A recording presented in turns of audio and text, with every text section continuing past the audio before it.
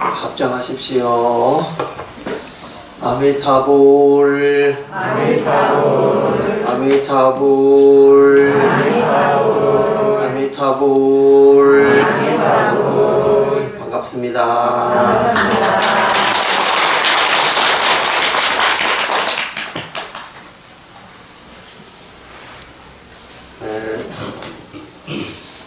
코로나가 또 확산이 되고 있어서 또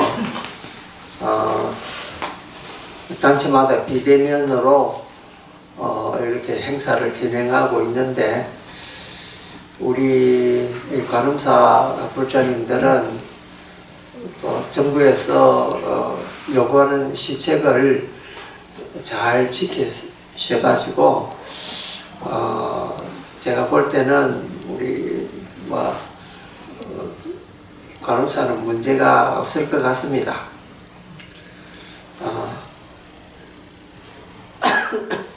기본적으로 지켜야 될 수칙만 잘 지키면은 특별하게 감염이 된다든지 그런 위험은 조금 염려를 안 해도 될 것 같으니까, 여러분 그 수칙만 잘 지키시고 저리 와서 또 이렇게 자기 마음 닦는 일은 또 게을리 해서는 안 되겠다, 뭐 이런 생각을 하고 있습니다. 오늘은 우리가 알고 있는 거하고 우리가 실천하는 거하고 그 두 개의 문제 사이에서 우리는 어떻게 해야 되나, 이 주제를 가지고 한번 말씀을 드리고 싶습니다. 사실은 우리가 알고 있는 것을 실천한다라는 것은 참으로 어려운 일입니다. 그리고 아는 만큼 행동한다는 것은 그만큼 그 사람이 그 노력을 해야 되는데, 우리 중생들은 아는 만큼 행동하기가 참 어렵습니다. 그래서 서가모니 부처님께서 도를 깨달으시고 이제 중생을 교화하러 나오셨을 때만 해도, 그때는 그 바라문의 이 교리가 인도 전역을 듣고 있던 때라 그 부처님 말씀을 실행하는 그런 사람이 많지 않았습니다. 그런데 옛날이나 지금이나 그 교리는 이렇게 무성하지만은 그 교리 따라서 사는 사람이 참으로 없는 것 같습니다. 왜냐하면은 교리라고 하는 것은 하나의 이론이고, 그렇지 그 이론이 실체화된다는 것은 이거는 상당히 이제 어려운 일이죠. 그래서 소성불교와 대성불교를 나누는 이유 가운데 하나가, 소성불교는 이론이 이렇게 많은데 비해서 실천하는 것이 좀 약하고, 대승불교는 그런 데 대해서 반감을 가지고 아니다, 우리는 불교를 행동으로 보여야 된다, 이런 생각으로 나누어져서 발달된 게 이게 대승불교입니다. 그런데 요새 보면 또 꼭 그렇지는 않아요. 왜냐하면은 나중에 대승불교가 발달하면서 이론이 소승불교보다 더 복잡해졌거든요. 더 복잡해지면서 사실은 그 사는 모습도 그 소승불교만큼 그렇게 사회적이지도 않고 좀 그런 모습을 가지고 있습니다. 이거 솔직하게 이야기해서 그렇다는 거죠. 저는 이제 그 스님네들한테 강의를 할 때 이런 걸 많이 묻습니다. 대한민국에 만약에 전쟁이 난다, 그러면 전쟁이 나면은 이제 남자들은 다 군대에 가야 되고, 나이가 좀 있는 사람들도 이제 군대 제대한 사람들 예비군으로 가야 되고, 더 많이 그한 사람은 이제 그냥 이제 민방위로 이렇게 가가지고 그 사람들 이렇게 보호도 하고 이래야 되는데, 남아있는 전쟁 중에는 항상 불쌍한 사람들이 여자하고 아이들입니다. 전쟁의 최대의 피해자가 여자하고 아이들이거든요. 그건 누가 보호하느냐는 거죠. 그러면 이제 우리가 수재민 났을 때도 보면은 어디에 수용이 많이 됩니까? 이제 마을 가까운데 교회가 많으니까 교회에 수용이 많이 됩니다. 그리고 이제 교회하고 좀 떨어진 데는 절에다가 이제 사람들이 이렇게 피신을 오죠. 그 결국은 종교 시설이 어려울 때 되면은 우리 대피소가 돼가지고 보호를 하게 된다. 이런 말이죠. 그런데 전쟁 중에도 역시 애들은 배워야 되고 학교를 열어서 이렇게 가르치고 이럽니다. 그리고 이제 여자들은 또 이제 먹을 거리 찾아다니고 이제 이렇게 되죠. 근데 만약에 한국에서 전쟁이 났으면은 절에 어린아이들과 이제 남편을 전쟁터로 보낸 여자들을 수용하게 될 때 과연 우리는 절에 남아있는 스님네들은 그 아이들을 가르칠 수 있느냐? 못 가르칩니다. 그런데 우리가 소승불교라고 비웃는 저 스리랑카나 태국이나 미얀마나 이런 데서 전쟁이 났다. 그럼 거기도 역시 이제 그건 불교 국가니까 절에 그런 사람들을 수용하게 되지 않겠습니까? 그런데 거기에서 그 스님네들은 그 어린 애들을 가르칠 수 있느냐? 가르칠 수 있습니다. 그게 한국 불교하고 태국 불교의 큰 차이입니다. 만약에 전쟁이 터져서 그런 유치원부터 고등학교 때까지의 그 과정을 선생 없이도 스님네들만 충분히 가르칠 수 있느냐? 가능하죠. 그만큼 거기는 그런 인적 자원이 준비가 되어 있습니다. 그런데 한국 불교는 그렇지 못합니다. 여러분도 알다시피 한국 불교에서 스님네들이 되는 사람들이 사회적으로도 다 훌륭하게 공부도 잘하고 이런 사람들이 되는 것이 아니고 거의 사회 실패자나 낙오자들이 스님 되는 경우가 많습니다. 그렇기 때문에 그렇게 어려운 상황이 되면은 그 사람을 도울 수 있는 그런 입장이 못 된다는 거죠. 그런데 예를 들면 우리가 티베트를 생각해 보면은요, 티베트는 거의 주요한 기관들이 전부 다 절에서 운영하고 있습니다. 그리고 거기 교사나 선생님이나 의사나 이런 분들이 스님네들이 많습니다. 그래서 그 사회 지도자가 되고 리더가 될 수 있는 게 스님네들이죠. 한국은 그렇지 못하다는 거죠. 여러분, 이번에도 우리 사회에 발칵 뒤집힌 일이 있잖아요. 여러분들이 잘 아는 그 해민 스님 이야기입니다. 해민 스님이 왜 인기 있습니까? 첫째, 얼굴이 잘생긴 거. 한국은 역시 얼굴 잘생기고 봐야 된다. 그죠? 그 다음에 그 스님이 뜨게 한 이유가 뭐냐? 학력입니다. 하버드 대학교 나왔다. 이거잖아요. 그러니까 우리나라에서는 이 두 가지만 가지면은 다 끝납니다. 근데 그 스님은 그 두 가지를 다 견뎌를 한 스님이에요.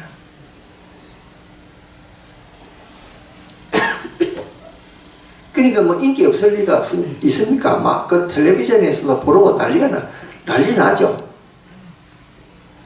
그리고 또 이제 연예인들하고 연계해가지고 또 이제 무슨 그 프로그램 만들어가지고 또 이제 힐링 그런 그 운동도 하고 그러니까 뭐 젊은이들한테 인기가 많았죠.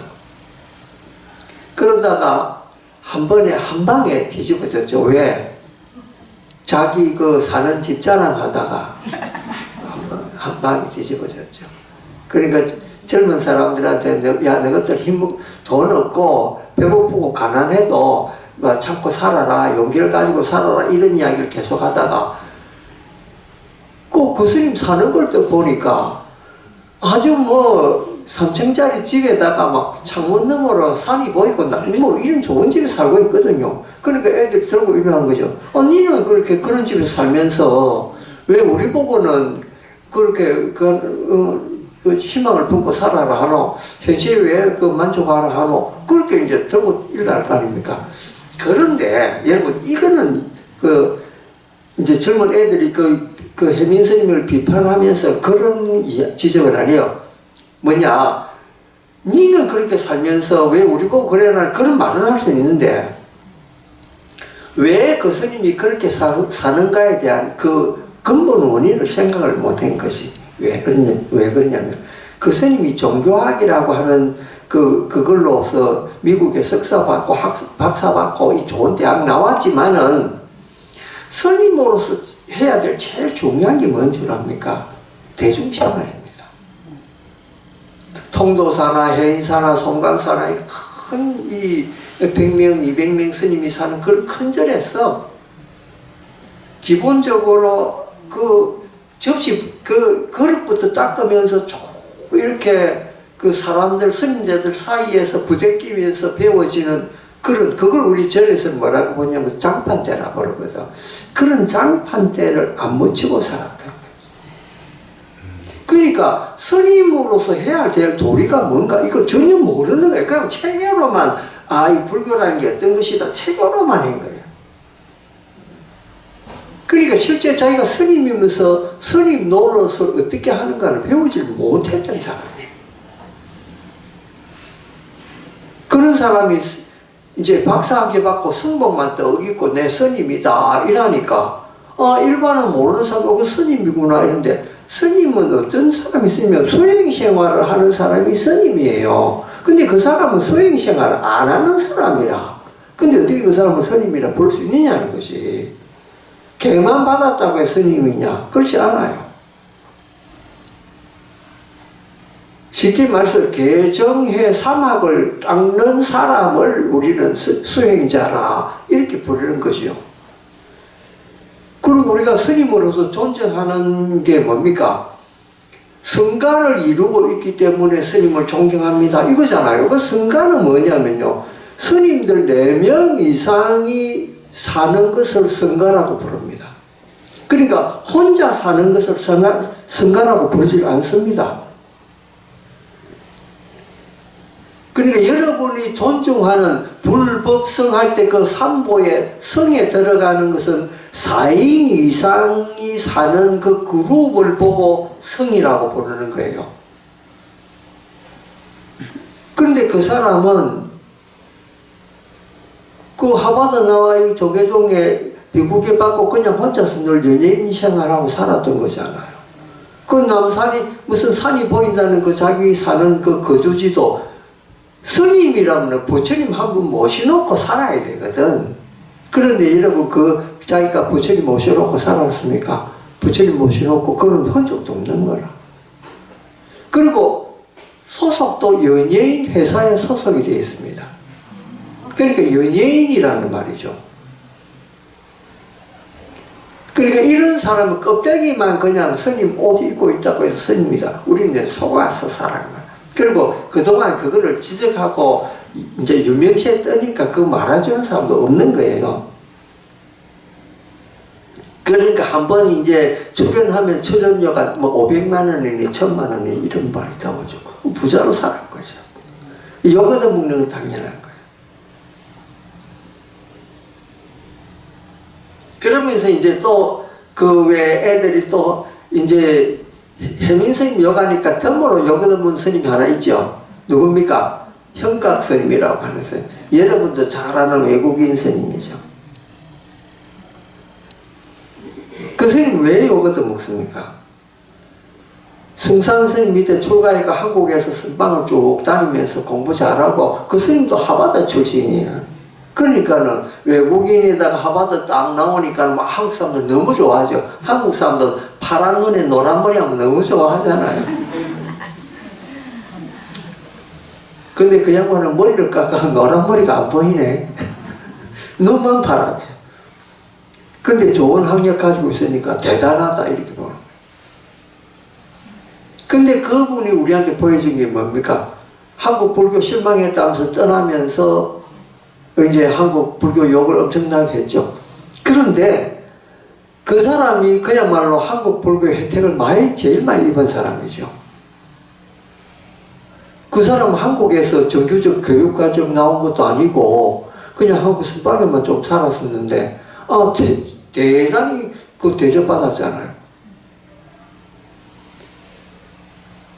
그리고 어느 정도로 대접받았냐? 그분을 따르는 한국의 신도들이 그분이 원하는 건 다 말을 해준 거예요. 예를 들면 폰이 휴대폰 새로 나왔다면 최신 폰으로 전부 갈아줬습니다. 남들 그런 거 안 가지고 있을 때 그 사람은 그거 가지고 있은 거예요.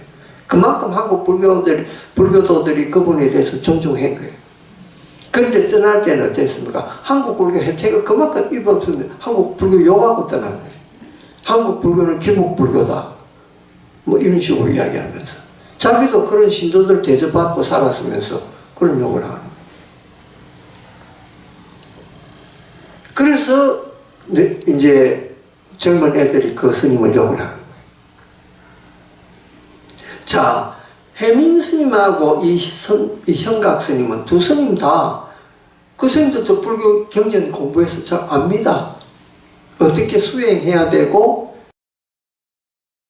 어떻게 스님 노릇을 해야 되는지 압니다. 근데 왜 욕을 듣느냐? 제가 서두에 이야기한 것처럼 아는 거하고 행동하는 거하고 너무나 다르기 때문에. 그래서 욕을 얻어먹는 거죠. 실제로 아는 거하고 행동하는 거하고는 이것은 새의 두 날개와 같아가지고 이렇게 같이 나가야 이제 스님 도리도 하고 아니면 일반 사람들이 할 때는 일반의 그 어떤 그런 이제 사람 노릇을 하는 건데 그렇게 안 되면 안 되는 거예요.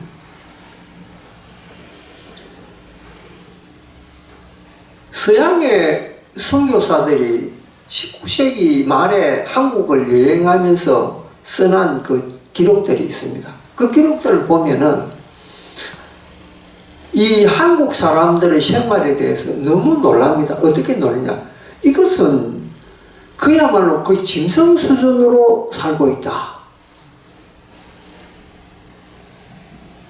옛날에 우리 서민들은 여러분 옛날에 한옥집이라면은 방에 쏙 들어가면은 그 기름 먹인 장판 노란 장판 딱 깔려가 있고 구들목에 그런 거 생각하죠. 옛날 우리나라 서민들 그렇게 살았겠습니까? 선교사들 써난 거 책에 보면은 흐름도 없는 생각이에요. 그러니까 흙만 대충 발린 그런 방에 위에 집 좀 깔아놓고 그런 위에 사람들이 살았다는 거죠. 그런데 집을 약간만 들면 거기에 빈대를 비롯해서 여러 가지 이 벌레들이 기다니고 이런 위에 사람이 옷도 제대로 못 입고 겨울에 속옷 제대로 입고 사는 사람은 얼마 없습니다. 그리고 여러분 잘 아는 새끼줄 이렇게 꽈가지고 이 황토 벽 발라가지고 이제 지금은 황토벽 건강벽이다 이거 하는데 옛날에 사는 사람은 형편없습니다. 거기에서 늘 벌레가 나옵니다. 종이 얼마나 개느냐면 종이로 바르지도 못했습니다. 그냥 그 노란 벽 그대로 살았습니다. 그런데 어떻게 그 두꺼운 한지를 장판으로 사용해가지고 기름 먹이가 살 생겼냐? 그건 양반들만 그럴 수 있었다는 거죠. 형편없었습니다. 여자들 어땠습니까? 여성들 삶은 남성의 삶에 비해서 더 피폐했습니다. 여러분도 아마 우리 여기 계시는 불자님들은 그런 거 잘 이야기 들었을 겁니다. 애 놓기 전까지 밭에 나가 일하다가 방에 들어가 애 놓고 나와가지고 다시 농사일 했다. 그런 이야기 들었죠. 요즘은 애 놓으면 산후조리원에 들어가지고 한 달씩 두 달씩 아주 호강하면서 지내잖아요. 그렇게 안 하면 죽을 것 같이 생각하죠. 근데 그때는 아무것도 바로 나와가지고 농사를 했다고요. 그런 게 우리의 그 여성들의 삶이었습니다. 그리고 하나 낳아놓으면, 머시마라도 낳아놓으면요, 저고리 뭉텅 잘라가지고 이렇게 저 가서 내놓고 다녔습니다. 나는 머시마 놓은 여자야. 이런 걸 보여줍니다. 실제 그걸 찍어낸 사진도 있습니다. 그 당시. 그게 우리 여성들 삶이었거든요.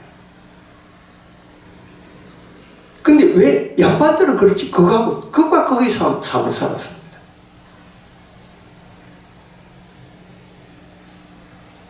근데 왜 그렇게 됐을까요? 우리 고려 때만 해도 여성들 존중받고 그 산업공상에서 농사들 짓는 사람 존중받았습니다. 그리고 이 기술이 있는 사람 존중받았습니다. 그런데 조선시대가 오면서 책 읽는 습비들은 존중받고 농사 짓고 기술을 가지고 장사하는 사람들, 이런 사람 아주 천대받았습니다. 그러니까 우리가 지금 잘 사는 게 뭡니까? 포항제철. 제철 공장이 있어가지고 그 배도 수출하고 철강도 수출하고 이런 거 팔아가 잘 먹고 잘 사는데, 삼성전자같이 전자 만들어가지고 휴대폰 팔아가지고 나라에 막대한 이익을 이렇게 얻잖아요. 그러니까 대한민국이 부강한 나라가 된 거예요. 기술적으로. 왜냐면 세계 어느 나라 가든지 대한민국은 몰라도 삼성은 압니다. 그러니까 대한민국이란 나라는 몰라도 삼성을 알 정도니까 삼성이 우리나라보다 더 이게 유명하다는 이야기예요. 그래서 저는 5000년 역사 이래로 세종대왕 이수신 다음으로 위대한 분이 나는 이건희라고 봅니다. 왜냐하면 이건희 없으면 삼성도 없었고 지금의 삼성이 없습니다. 그런데 세계 각국의 어느 나라 가도 삼성이라고 하는 큰 광고 간판이 세계 대도시마다 붙어 있는데, 우리나라 유학생들 거기 가가지고 나라 저 멀리 떨어지는 한국 시장 가면서 시내 나와서 커피 한잔 마실 때 딱 바라보면 삼성 간판이 떠고 있으면 마음이 뿌듯하다는 거죠. 거기에 대한민국이라는 간판은 없어도 삼성이라는 간판 보면 그 가슴이 뭉클하다는 거예요. 그게 누구 덕입니까? 이건희 덕이에요. 그러니까 이게 기술의 힘이 이 정도로 크다는 거예요. 근데 조선시대에는 그 천시했거든요. 기술 있는 사람은 좀 천박한 그런 사람으로 여겼다는 거죠. 그러니까 조선이 경제가 날이 가면 날이 갈수록 떨어질 수밖에 없는 거예요. 그러니까 결과가 어땠습니까? 나라 망해먹은 거라. 일본한테 잡혀먹은 거죠.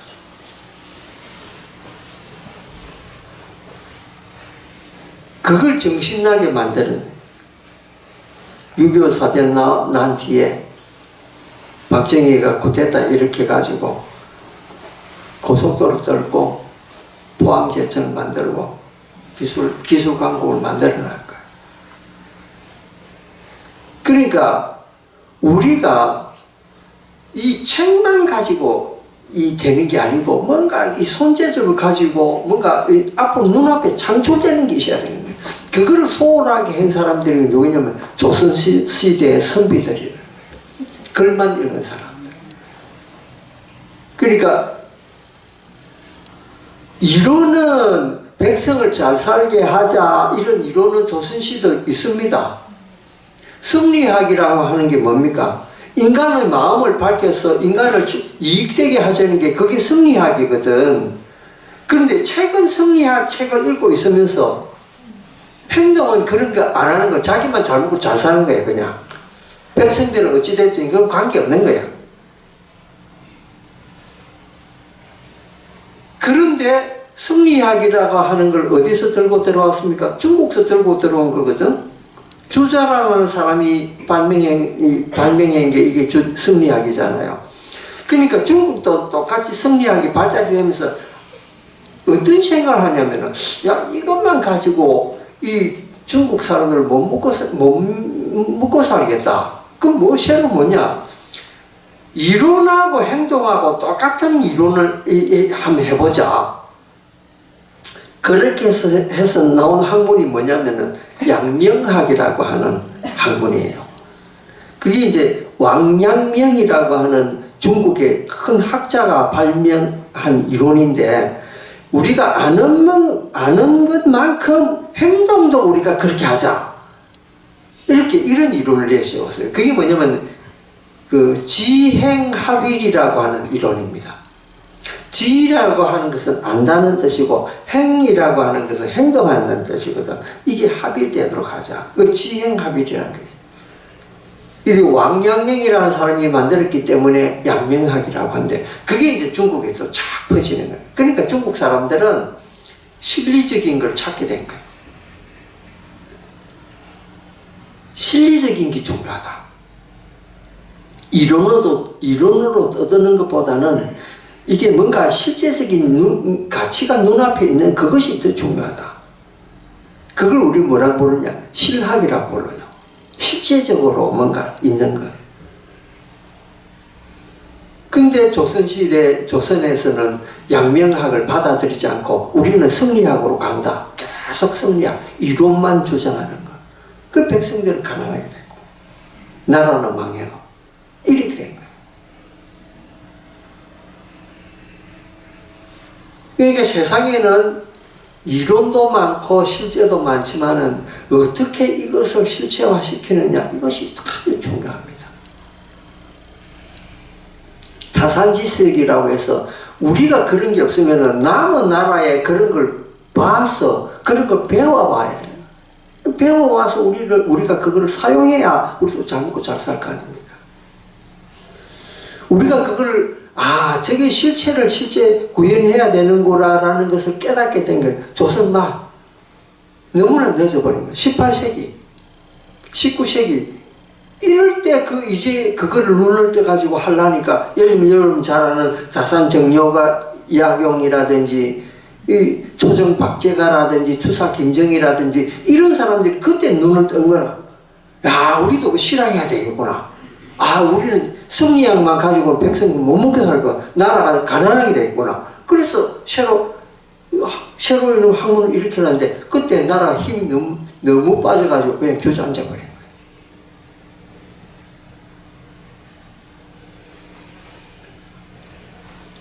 임진이 외란이 일어나기 전에, 그러니까 세종대왕께서 한글 창제하고 우리도 과거의 나라로 나아가자 하고 있을 때, 그러고 난 뒤에 세종대왕께서 돌아가시고 난 뒤에 이제 세종대왕 아들인 문종이 임금에 즉위를 하잖아요. 즉위를 하고 문종대왕이 돌아가시고 나니까 단종이 이제 다시 왕이 됐는데, 너무나 어린 나이에 왕이 됐으니까 자기 삼촌이 세조 임금도 역시 세종대왕 아들이거든. 그러니까 어린 조카가 왕 되는 걸 보니까 저거 내가 왕 돼야 되는데 저기 왕 된대. 그래가지고 나중에 딱 죽이잖아요. 사양미기 가지고. 그러면서 조선이 점점 이제 이렇게 밑으로 내려가는 거예요. 세종대왕 때 생각했던 그 과학적인 그런 시대가 이제 끝이 난 거예요. 그때 일본은 어땠느냐? 일본도 그때는 완전히 혼돈의 회오리 속에 있었습니다. 일본에는 조그마한 성주들이 200개가 넘었습니다. 그 200개가 넘은 조그만 성주들끼리 서로 막 싸운 거예요. 그거를 일본 사람들이 뭐라고 부르냐면 전국시대라고 부릅니다. 서로 전쟁을 하니까 전쟁의 시대다. 그거를 이제 천하를 통일한 사람이 그 조그만 성주들을 합의를 시켜가지고 겨우 봉합을 해가 이제 하나의 큰 전쟁 없는 나라로 만든 사람이 도요토미 히데요시라는 사람이에요. 풍신수길, 우리나라의 임진왜란을 일으킨 그 사람이에요. 그 사람이 봉합을 딱 이렇게 해놓으니까 그것도 히데요시 편도 있고 그 반대편도 있고 성주들이 각각 거기 있으니까 그럴 거 아닙니까? 허울상은 일본이 통일이 됐지만은 도요토미 히데요시를 반대하는 사람도 있었는 거예요. 그래 그 사람이 어떻게 하면은 정신적으로 그 일본을 통일할 수 있을까? 그렇게 생각해요. 그런데 여러분도 잘 아시다시피 일본이라고 하는 나라는 칼의 나라잖아요. 그러니까 뭐 하면은 칼 싹 빼가지고 막 베버리는 이런 나라예요. 근데 그 장군들이, 이제 무사들이 무식한 사람들이거든. 근데 무식한 사람들이 이제 약점이 뭐냐면요. 문화에 약하다는 거예요. 힘은 잘 쓰고 칼은 잘 쓰지만은 문화적으로, 정말해서 정신적으로 약하기 때문에 요거를 다 공략을 해서 이 일본 천하를 갖다가 다스리면 좋겠다. 이 생각을 한 거예요. 그러면은 그 일본을 다스릴 수 있는 그 구심점이 되는 그 문화가 뭘까 생각해 봐요. 그때 일본에서 유행하던 것이 뭐냐면은 이 참선하는 풍속. 불교 중에서도 여러 가지 뭐 천태종도 있고 정토종도 있고 뭐 있는데 그 중에 선종이라고 하는 이제 우리 조계종에서 많이 하는 그 참선 있잖아요. 그거하고 그 다음에 이제 우리 관음사에서도 하고 있는 이제 아미타불 하는 그 정토, 이것을 사람들이 널리 하고 있었을 때라. 그러니까 이걸 가지고 천하를 다스려야 되겠다. 그런데 연불하고 참선만 이렇게 주장해서는 또 안 먹히거든. 뭔가 이 행동하는 게 있어야 된단 말이에요. 그래 행동하는 걸 뭘로 할까? 여러분, 일본의 문화 중에서 외국 사람들이 가장 놀라는 문화가 하나 있습니다. 그 문화가 뭐냐면 다도 문화라는 건데, 여러분 들어봤죠? 우리 여기 관음사에도 다도반이 있잖아요. 찻잔에 차 넣어가지고 이렇게 공양 올리고 하는 그거 있잖아요. 근데 일본 다도는 한국 다도하고 또 달라요. 일본 다도는 원래 송나라 때부터 일본 스님들이 중국 가가 배운 다도거든. 그것도 우리나라에도 옛날에 고려시대 때 다 했던 거라. 근데 우리는 조선시대가 들어서면서 그 다도가 없어진 거예요, 그냥. 근데 일본은 아주 계속 꾸준히 이렇게 그 맥을 지켜오고 있었고. 근데 그걸 딱 보니까, 축구를 하면은 좋겠다. 그래서 이 봉신수길이가 셴노리큐라고 하는 그 훌륭한 스승님을 자기가 모시게 됩니다. 그분은 대덕사 절에 가가지고 우리 스님들한테 불교 공부를 많이 하고 참선도 많이 하고 이랬던 아주 훌륭한 처사님이었거든. 그리고 그 처사님을 모셔다가 자기 스승으로 삼은 거예요. 그러니까 이제 그 당시 성주들이 200개가 넘은 가문에서 이제 싸움하다 보니까 가문끼리 원한이 너무 많잖아요. 내가 저 사람 아버지를 죽일 수도 있고 저 사람이 내 엄마를 죽일 수도 죽인 원수기도 하고 막 이래가지고 서로 얽히고 설켜가지고 막 그런 집안까지 그런 관계라. 그러니까 그 원한이 너무나 깊이 얽히고 설켜가지고 그거 끝나지가 않잖아요. 이걸 통일하면 어떻게 하느냐. 이제 이 풍신수길이가 스승님한테 가서 차곡부를 하면서 보니까 일본에는 차 마시는 방이 따로 딱 되어 있습니다. 그러니까 지금도 우리가 텔레비전에 보면은 일본의 수상이 외국에 미국에 무슨 대통령이 일본에 오잖아요. 그러면은 일본에서 그 미국 대통령이나 아니면 그 해외 그 중요한 국빈들이 오면 꼭 모시는 데가 있습니다. 그게 뭐냐면 그 사람들이 만드는 차실입니다. 그러니까 일본의 이 옷, 일본 전통 옷 딱 입혀가지고 그 차실로 딱 안내가지고 그 방에서 차를 딱 한 잔 대접을 하죠. 근데 방이 얼마나 하냐면요. 가로 2m, 세로 2m 딱 걸었습니다. 다다미 2장 딱 들어가는 방이.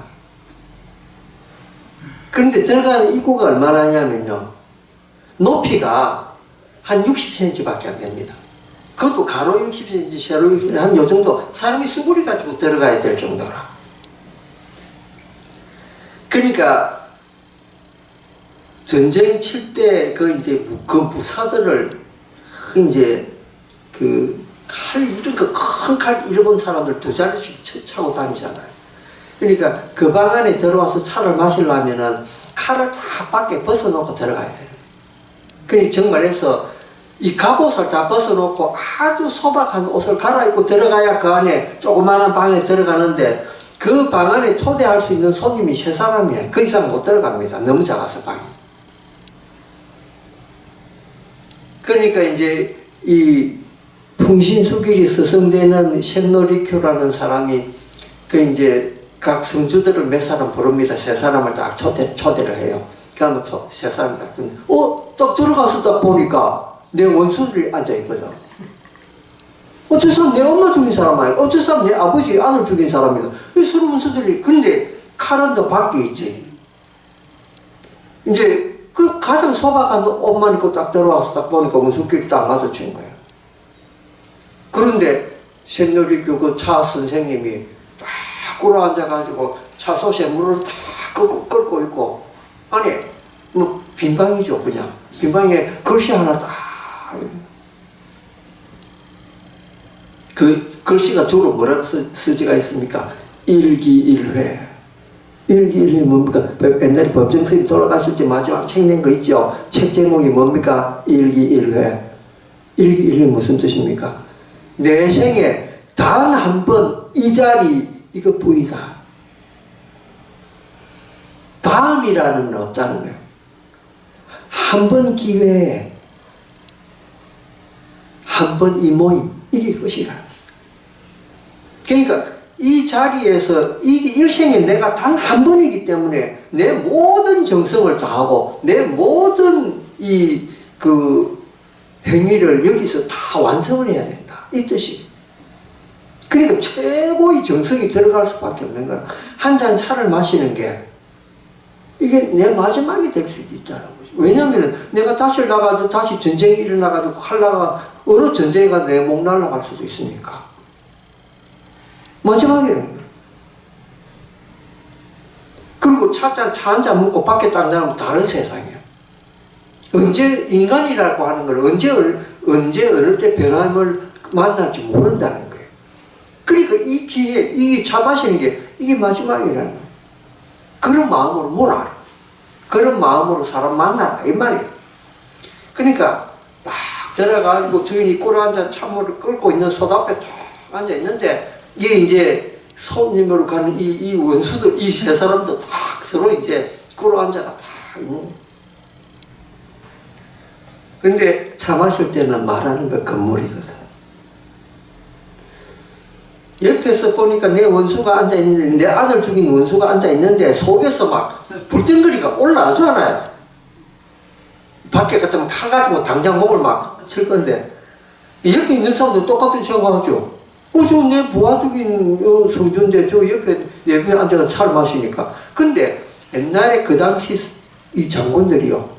몸이 컸습니다. 키가 1m 80 정도 되고, 우리가 일본 사람은 외놈이라 해서 작다 그러잖아. 일본 장군들은 컸습니다. 기록에 보면. 100kg이 되는 거구들이 앉아있는데, 그 조그마한 방 안에 세 사람 앉으면요, 숨소리까지 다 들립니다. 그래, 차 한잔 먹으면서, 이제 차 선생님은 그냥 가게 차물 끓여가지고 한 잔 탁 타가지고 차례대로 그거 먹는 동안에 그 일기일회라는 그 꽃을 바라보면서 찬물 끓는 소리를 들으면서 거기에 그 글씨 밑에 꽃 한 송이가 딱 꽃피가 있는 거예요. 그 꽃은 뭐냐? 아침에 피었다가 저녁에 죽는 꽃을 꼽아놓는 거예요. 그러니까 단 하루만 피는 꽃을 거기에 꼽아놔요. 인생이 무상하다는 거예요. 그걸 보면서 보통 우리가 화무시비롱이라 그러잖아요. 꽃이 열을 가는 게 없다 이런 말이거든, 화무시비롱이. 그런데 그 꽃은 하루만 피는 꽃이야. 여기 무궁화 같은 거, 나팔꽃 여러분 아침에 피었다가 저녁에 죽잖아요. 그런 식으로 그런 꽃만 꼽아놓는 거야. 그러면 그 무사들이 탁 들어가면서 그 꽃을 볼 때, 인생이란 저기 무상한 거구나, 이걸 느껴. 내가 살아있다고 해서 살아있는 게 아니고 그냥 반짝하는 순간에 여기 산다는 거고, 이걸 인생 무상한 걸 느껴버리는 거예요. 그러면서 일기일기라는 족자 글씨를 착 보니까 이 순간, 이게 내가 그냥 이 차 마시는 이 순간이 그냥 살아있는 거구나. 뭐 이거 왜 무슨 의미가 있냐 이거예요. 그러면서 차를 마실 때 옆에 내 원수가 앉은 내 원수를 보면서 어떤 생각을, 그래가 원수이고 뭐하네. 막 그냥 하회해야 되겠구나. 그 생각이 들 거 아닙니까? 그러니까 사실에 들어갔을 때 그 느끼던 그 강한 복수심이 차를 마시고 나올 때는, 그래 용서하자. 이 용서란 말, 이거 아주 중요합니다. 조금 전에 제가 말씀드린 그 풍신수기라고 임진왜란을 일으킨 이 사람이 천하를 화합하기 전에 어떻게 화합할까 생각하다가 어느 스님을 찾아간 거예요. 어느 스님을 찾아갔는데 어느 스님한테, 스님, 어떻게 하면 이 세상을 화합하고 봉합할 수 있겠습니까? 그 스님 하는 말이, 안 되는 용서, 그러나 용서, 이렇게 딱 대답해요. 내 아버지, 내 어머니 죽인 원수를 어떻게 용서를 할 수 있습니까? 용서할 수 없는 거야. 그러나 용서해야 된다. 그래야 화합이 되고, 그래야 세상에 평화가 온다, 이런 뜻이에요. 조그마한 차방에서 차 한잔 마시면서 사람들은 그걸 느낀 거예요. 그래도 용서해야 돼. 그래서 드디어 이제 이 풍신수기는 그걸 가지고 이 천하를 봉합하려고 생각했던 거예요. 봉합하고 남은 힘을 어떻게 했느냐, 조선을 갖다가 침공함으로 해서 그 힘을 분산시킨 거예요. 그래서 결국은 독고가와 이야스라고 하는 덕천가가, 그 사람이 결국은 천하 통일을 해가지고 풍신수기지를 이어서 일본을 갖다가 평화로운 300년간이나 평화로운 시대를 쫙 열었죠. 그래서 그 평화로운 시대가 끝나고 나면은 우리가 소위 말하는 명치시대가 된 거예요. 세계의 문화를 받아들이면서 일본이 부강함으로 해서 전 세계 반 정도를 식민지로 삼은 그런 이제 일을 벌인 거죠. 우리 조선도 그 안에 식민지가 돼버리고 그래 됐죠. 그러니까 이 화합이 있을 때 강력한 힘이 생긴다. 그건 뭐냐? 이론만 가지고 되는 것이 아니고 실천을 해야 되는 거예요. 우리도 그렇습니다. 우리도 절에 와서 공부한다, 뭐 한다 이러지만, 기도한다. 사실은 내가 행동으로 뭔가 해야 됩니다. 그 행동이 뭐겠습니까? 남을 우리가 도와주는, 천원이라도 우리가 행동으로 도와줘야 돼요. 이게 중요합니다. 이런 시대에는, 이런 코로나 시대는 직접 행동해야 되잖아요. 손으로 이게 손소독 잘하고 이런 것도 행동이거든. 그러니까 제일 중요한 거는 이론이 어느 정도 갖춰지면 행동도 발이 따라와야 된다. 여러분 불교 공부 열심히 하지만은 불교 이론만 가지고는 안 됩니다. 불교를 행동으로 옮기는 거. 그걸 제일 잘한 분이 누구냐? 원호스님이잖아요. 이론만 가지고 안 되겠다. 내가 실제적으로 길거리 나가야 되겠다. 그래서 길거리에서 불교를 펼친 분이 원효스님입니다. 그러니까 이게 불교뿐만 아닙니다. 세상의 모든 이치가 아는 만큼 행동하는 것이 그것이 세상을 밝히는 길이다. 우리 불자의 길은 뭐냐? 행동하는 불자가 되는 것이 중요하다. 그런 거죠. 여러분도 아시는 만큼 내가 아는 만큼 100% 다는 못하지만은 그래도 조금이라도 행동으로 옮기고 노력하려는 그런 불자가 되는 것이 정말로 불도를 닦는 거다. 오늘 이제 법문의 요지는 이겁니다. 감사합니다.